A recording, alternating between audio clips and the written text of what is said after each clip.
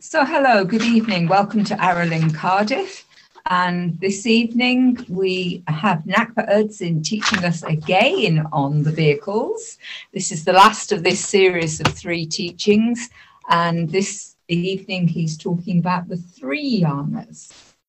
Thank you very much. Tonight's teaching is on the yanas from the point of view of Zogchen. And in the Zogchen viewpoint, there are 3 yanas. For anyone who might be watching this who's not come across the term yanas before, brief explanation. A yana, in Buddhist terms, is a vehicle of practice that is defined by having a base, path, and fruit. So this is where you begin, or where you can begin with the vehicle, is the base. The path is the practice or practices that are congruent with the base and also congruent with the fruit of the practice, which is your destination or what is realized through practicing in that vehicle. So the 3 vehicles from the point of view of Zogchen, and I think we can have the chart, Okay. are Sutra, Tantra, and Dzogchen.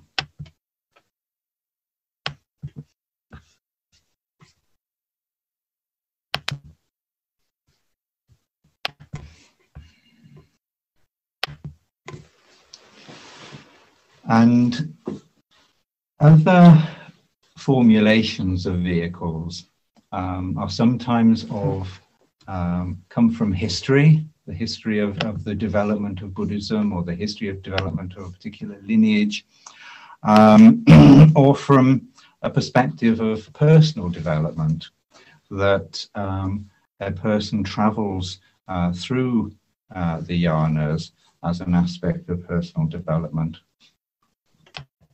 With the yanas from the point of view of Zogchen, it's a more natural and timeless division of the yanas.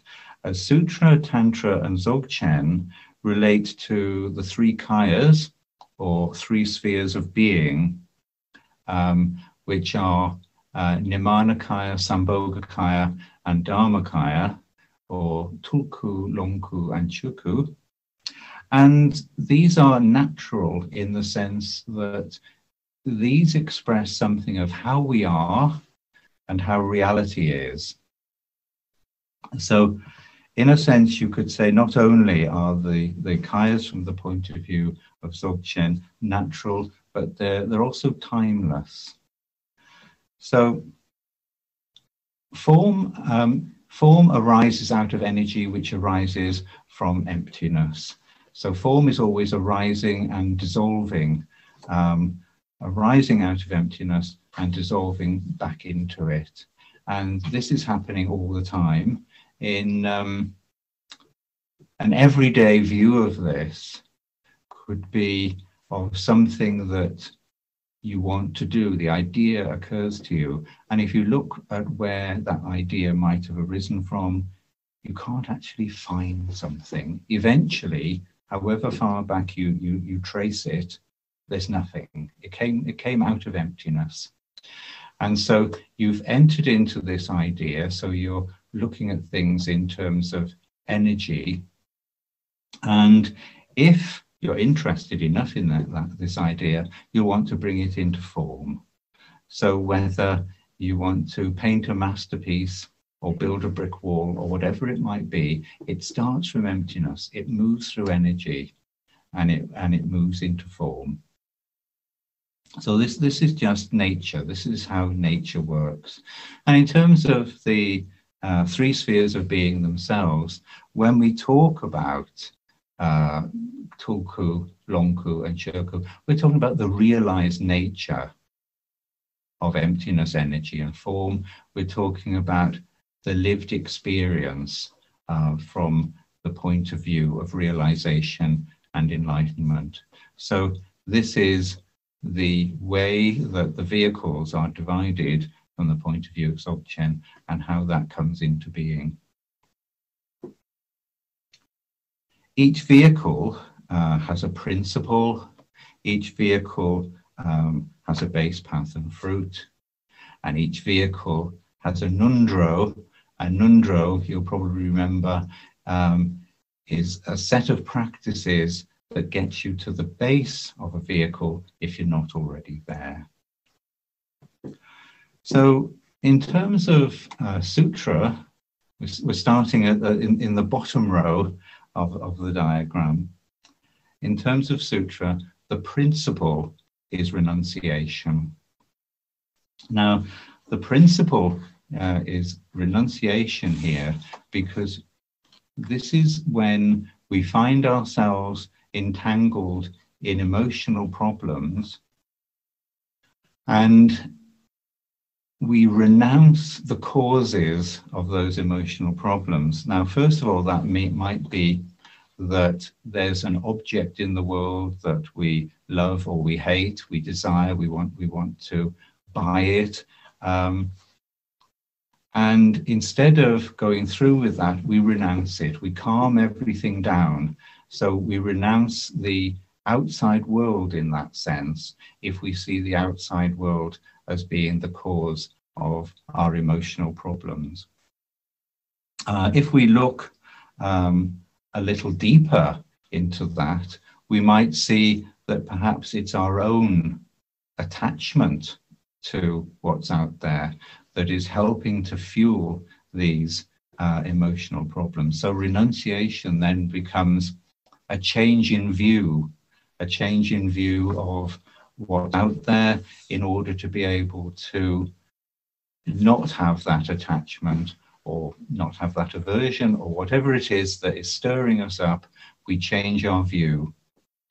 Now, in terms of the base, path, and fruit of Sutra, the basis of Sutra is a sense of unsatisfactoriness, sometimes explained in terms of suffering, but unsatisfactoriness is a much broader term and much subtler term because it's from the worst suffering you can imagine to just, I wish it was a little bit warmer. So you have that sense that unsatisfactoriness covers a huge basis, a huge spectrum of possibilities. Now, Sutra is described as having an experientially common base. There's not necessarily something you have to do to find that things are unsatisfactory. Life will tend to do that. But it takes a special view to actually investigate that. Because for most people, when life is in some way unsatisfactory, they'll have another go at it and think maybe approaching it from a different angle will bring more success. And it's possible that that's correct for a period of time. But by investigating this sense of unsatisfactoriness, we look at the Four Noble Truths, for example, that unsatisfactoriness is everywhere. And we look at this and we learn that there's a cause of the experience of unsatisfactoriness. And when there's a cause of the experience of unsatisfactoriness, there will be a solution to that. And the solution itself is a path of practice. So from the point of view of the path of Sutra, we move into the path of renunciation. So I expressed this originally as being the principle. The principle is here in the core of the path of practice. Now, renunciation means avoiding those situations that spark those feelings of unsatisfactoriness and changing oneself in order that they cease to arise. So when we used to study with Geshe Damchu Yonten at Lam Rim Center, he would say things like, don't go to alcohol-y places. So if you go down to the pub, you'll get pub experiences. If you go to the nightclub, you get nightclub experiences. If you go to the football ground, you get football ground experiences, and they may be enjoyable or not so enjoyable depending on what's happening. So you can avoid the places where things happen that spark with you. The epitome of renunciation is monasticism. The idea that we renounce the world, we pick up a robe and bowl, and that's all we have. And so all that arises within the enclave of the monastery is well controlled in theory, so that the sense of calmness is there and the sparking of problematic emotions is not there. In the West, paths of Sutra are taught, and the process of renunciation, or the possibility of renunciation, is there, but people aren't actually expected to enter into monasteries, so they have to manage that situation as best they can. The other practice that exists, or another practice that exists within the realm of renunciation, is analysis, because through analyzing the things to which we are attached, we will find that there's nothing there independent of the causes and conditions that bring it into being. If we analyze ourselves, we find that there's nothing there except for the causes and conditions that bring us into being. And so these processes and these paths of practice, which includes a generation of loving kindness, for example, to overcome any feelings of anger, are self-effacement, essentially. We're removing ourselves from the situation and removing objects from the situation. And through these processes, we eventually come to the realization of emptiness, where disturbance is no longer happening because ourselves and all phenomena are empty of self-existence. Now, for people who are attracted to this path of practice but don't find themselves at the basis in terms of understanding unsatisfactoriness, life itself, in theory, suggests unsatisfactoriness. We may find ourselves, sorry, I've moved into the Nundro.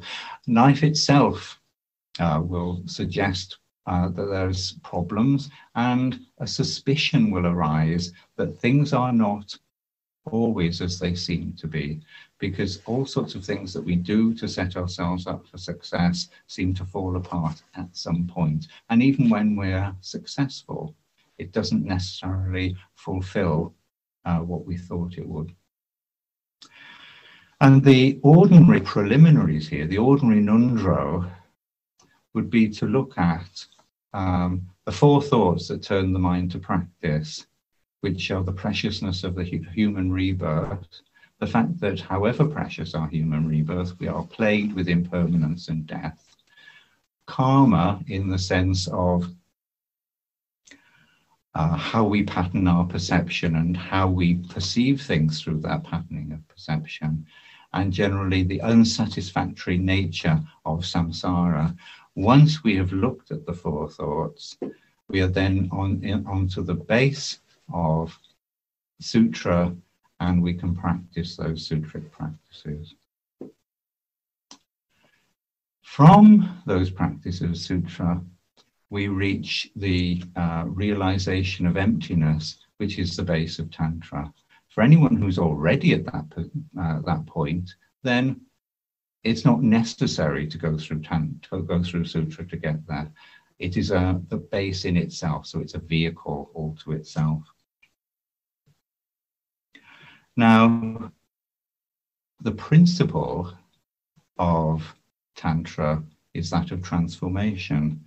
which is the sense that we don't have to lose all the energy of our neurotic emotions, of our attachments and our aversions.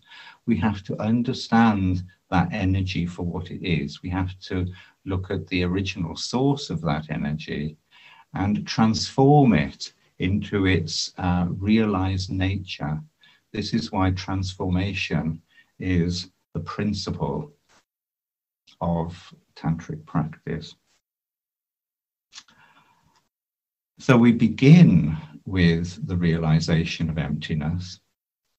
So having understood that ourselves and phenomena are empty of self-existence, there's no sense of holding on to things quite so firmly.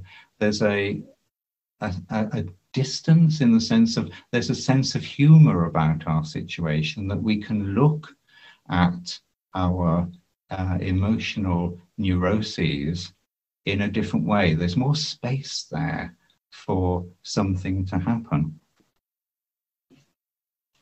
If we don't take those emotions so seriously, we don't try to build form out of them, we can instead see them as empty form, and we can then arise as the awareness being and practice from that point of view.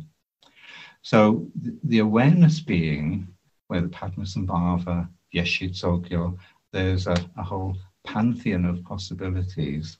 The awareness being is the realized nature of our emotions, and we practice from that point of view. So we arise as the awareness being, we view as the awareness being, we practice their song or their mantra from that point of view. So this is now the empty form of practice.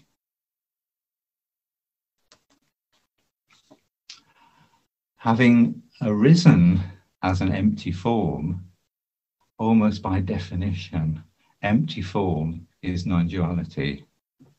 So through the practices of Tantra, we realize non-duality. We realize that form and emptiness are non-dual. Form is emptiness, emptiness is form.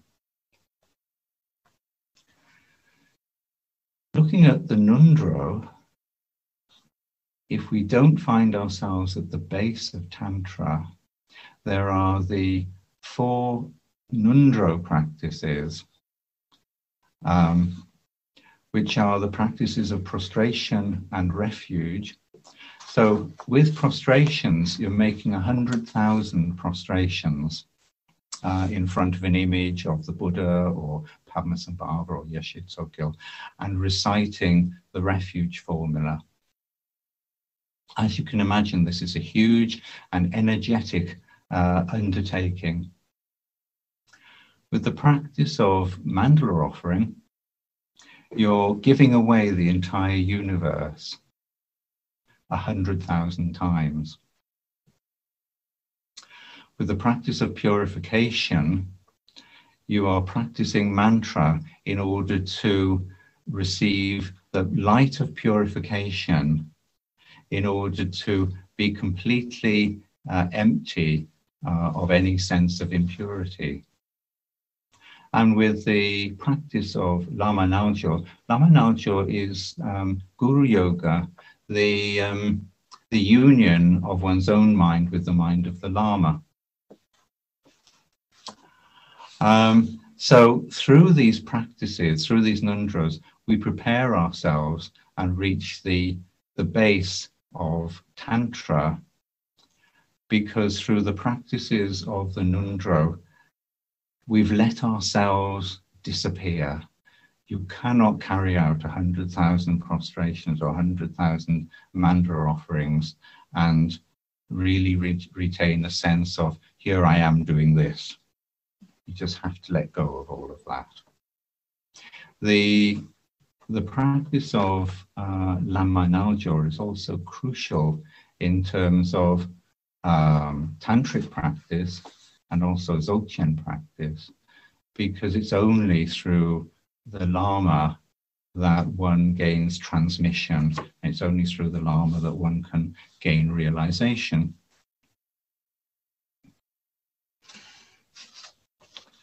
So through the practice of Tantra, one realizes for oneself non-duality.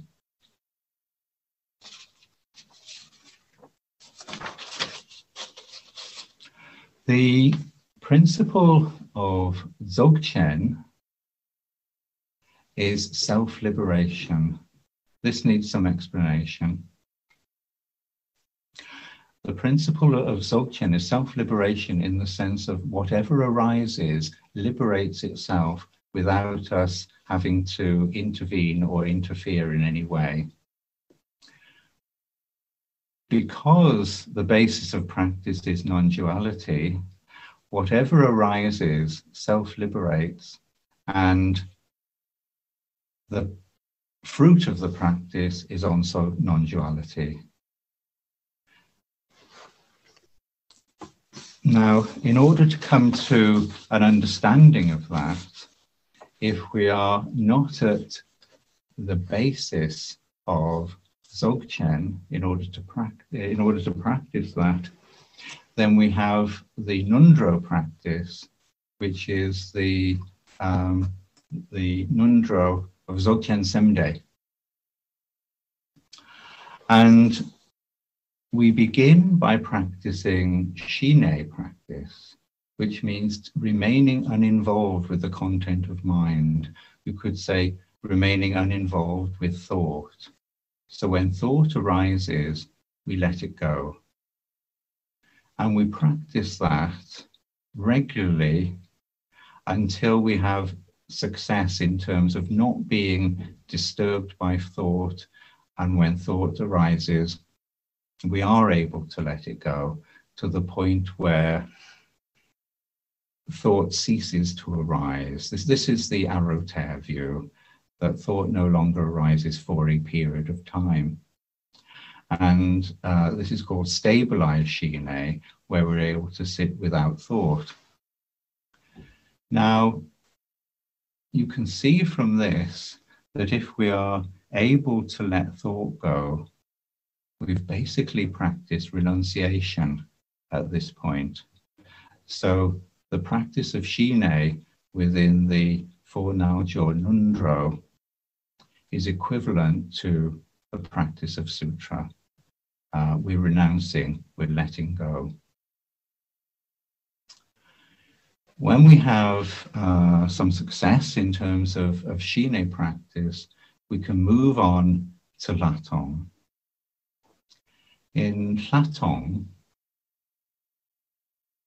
mind has content once again. We allow thoughts to arise, or we allow the mind to have things happening, but we don't get caught up in them.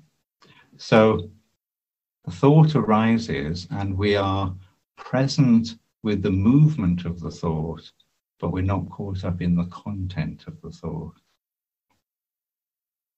So we can move from Shine to Latong if we find ourselves caught up in the thoughts that arise in terms of Latong. We return to Shine again in order to stabilize that. But within Latong, the form is an empty form. We are present with the movement of the thought or movement of whatever arises in mind, but we're not caught up in it. And that empty form is the equivalent of the practice of Tantra. When we're able to stabilize Shine, stabilize Latong, we then have had experience of the emptiness in terms of remaining uninvolved with the content of mind, and form in terms of our experience of form arising but not being caught up in it. from that position, we can look at what is the same in terms of those experiences. If we're able to find what is the same between the experience of emptiness and the experience of form, then we have Nyime, which means non-dual, not two. That is the experience in terms of a practice. That is the experience of Zogchen. That is the experience of Rigpa.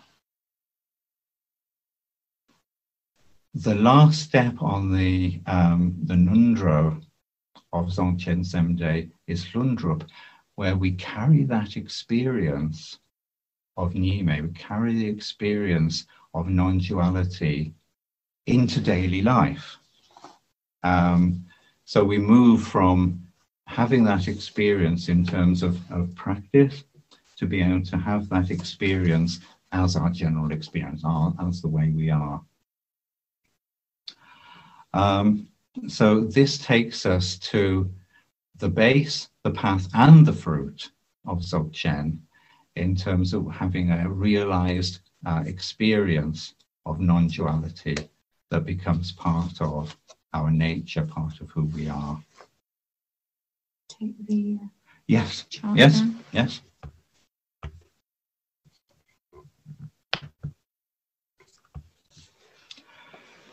So from this set of jhanas, we see that Zogchen approaches things in terms of what is natural. Sutra, Tantra, and Dzogchen are natural expressions of how we find ourselves. It means that we can travel from an initial experience of dissatisfaction or an initial experience of suspicion that things might not be as they appear to be. And we can travel those vehicles all the way to realization, all the way to enlightenment. Or if we find ourselves or can reach the base of any of those vehicles, we can start with any of them. The Aro approach is that of Zogchen. So the starting point will be from the starting point of the Nundro of Zogchen Semde, so we start with Shine practice. But although we have the general approach from the point of view of Zogchen, all the vehicles are available as appropriate to our situation.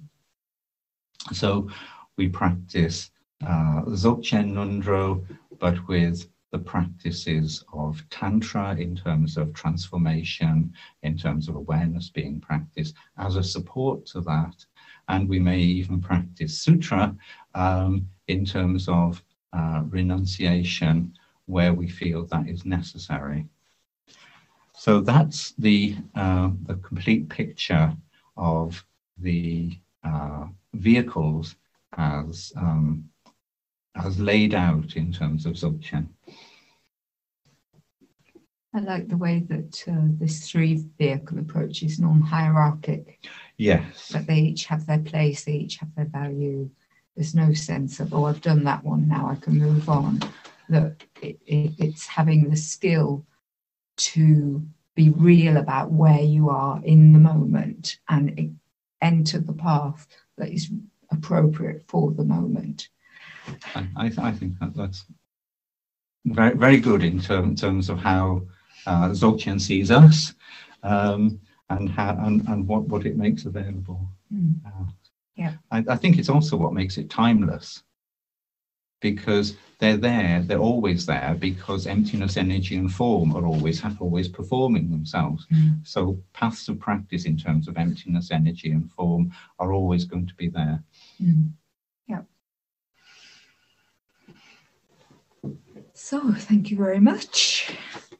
That was a good chart.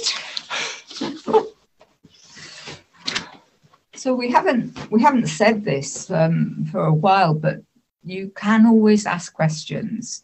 You can even ask questions later if something comes up later, you can always email us. But always feel free to ask a question in the chat box on any of these.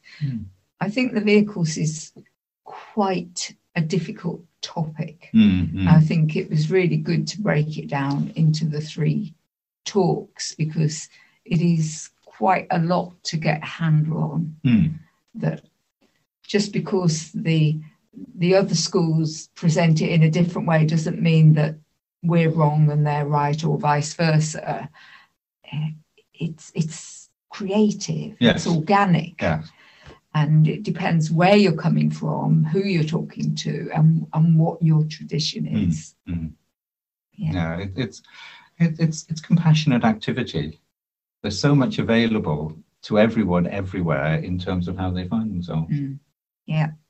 Always, now that we have grandchildren, and of course because we've been parents, I think it's not dissimilar that the different ages of your children or your now grandchildren that we have, they could ask the same question, but you'd have to answer it in a different way, depending on where they are in terms of their life experience and their life understanding and just their education.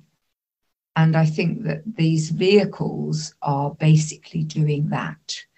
It doesn't matter who you are, what your practice experience is, what terrible things you've done in the past, how saintly you are, whatever it is, there is a practice and there is a path that is right for you to move you towards non-duality. I think that's fantastic. Yes, that is just what is so wonderful about learning about the vehicles. I think it could be a bit dry, but I think you've brought it to life very nicely. And of course, with all these things, when you tug at one bit of Buddhism, everything else is there. So any teaching can lead to any other teaching. They all interrelate and they all support each other.